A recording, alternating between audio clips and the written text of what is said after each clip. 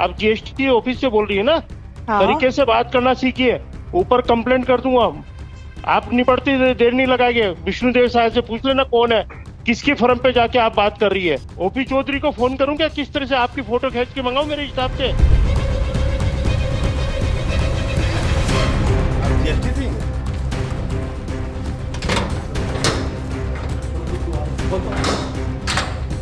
आप अपनी आप ना वीडियो उसको कॉलिंग अन्यथा मत कीजिए लीजिए सर। मैं अन्यथा कैसे नहीं लूंगा मैडम? सरकार हमने बनाई है। जी बिल्कुल।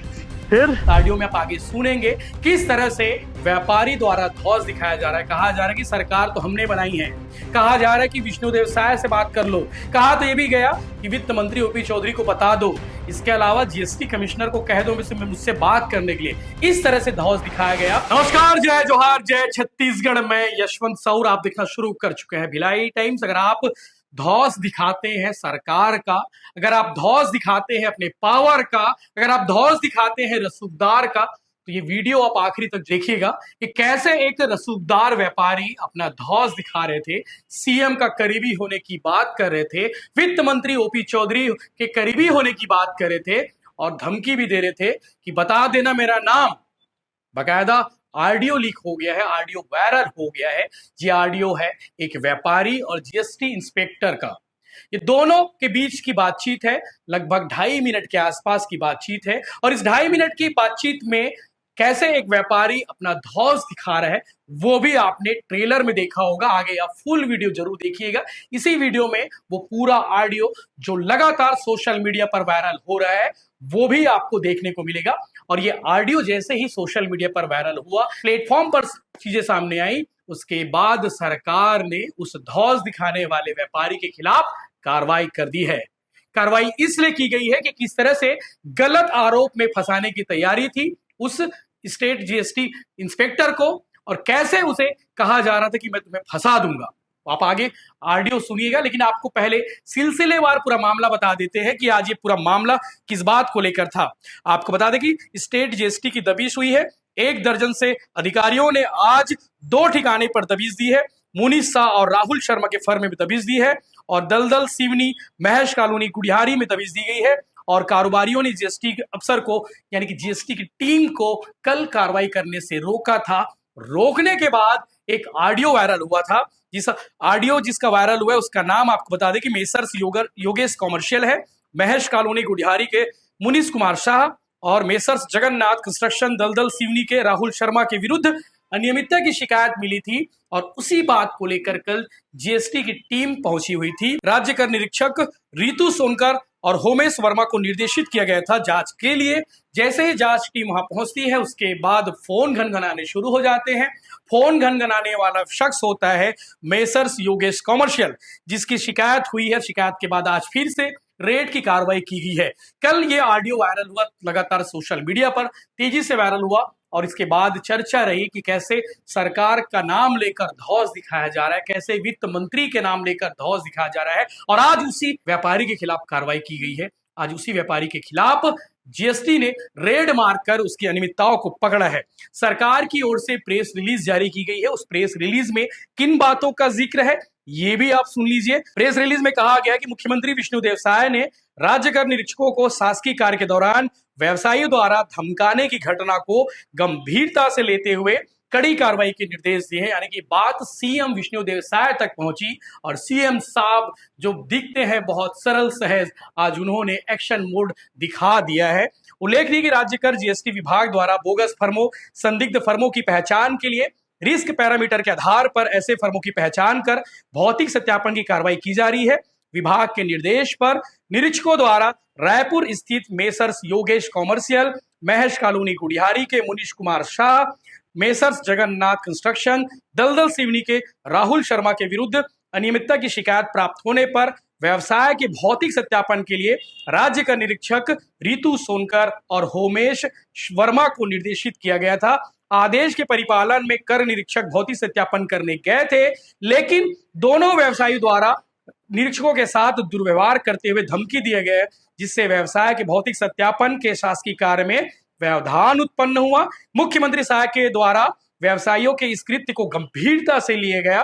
मुख्यमंत्री सहायक के निर्देशन में विभाग ने व्यवसायियों के दुर्व्यवहार के कर चोरी और जीएसटी अधिनियम के प्रावधानों का पालन नहीं करने पर आज विभाग ने दोनों फर्मों के प्रतिष्ठानों पर जांच जब्ती की कार्रवाई की है। विभाग द्वारा शासकीय कार्यों में बाधा पहुंचाने और अधिकारियों को धमकाने के लिए उक्त व्यक्तियों के विरुद्ध पुलिस थाना में एफआईआर दर्ज की कार्रवाई भी की गई है।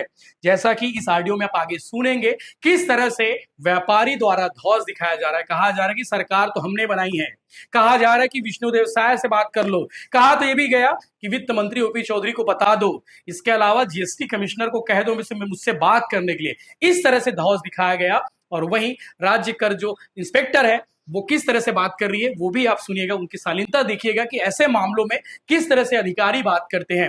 लेकिन आपको स्पष्ट कर दूं कि आगे आप ध्यान रखेंगे, जो लोग छुटभैया नेता होते हैं, जो लोग कहते हैं कि सरकार हमारी है, सरकार के लोग हमारे हैं, अधिकारी हमारे हैं, तो उनके लिए आपको बता दूं कि इससे पहले भी गृह मंत्री विजय शर्मा का नाम लेकर खुर्सी पार भिलाई 3 के एक युवक ने धौंस दिखाया था, पुलिस ने उसे जेल भेज दिया था। तो बिल्कुल अब एक और मामला सामने आया छत्तीसगढ़ के रायपुर से, जब जीएसटी की टीम जांच के लिए पहुंचती है तो उन्हें धमकाया गया, बकायदा फोन करके धमकाते हैं कि सरकार हमारी है। लेकिन आज अगले दिन जीएसटी की टीम दोबारा रेड मारने पहुंचती है क्योंकि ये मामला सीएम विष्णुदेव साय तक पहुंचता है। सीएम विष्णुदेव साय इस मामले को गंभीरता से लेते हैं और उसके बाद जांच के निर्देश देते हैं। और आज सुबह सुबह जीएसटी की टीम ने रेड मारकर कार्रवाई की है। विजुअल में भी आपने देखा होगा, इस पर लगातार अपडेट्स मिलते रहेंगे आप आगे। लेकिन वो ऑडियो सुनिए जो लगातार चर्चा में बना हुआ है, लगातार उसकी चर्चा हो रही है और ये ऑडियो सरकार तक पहुंची थी और सरकार ने इस पर कार्रवाई की है।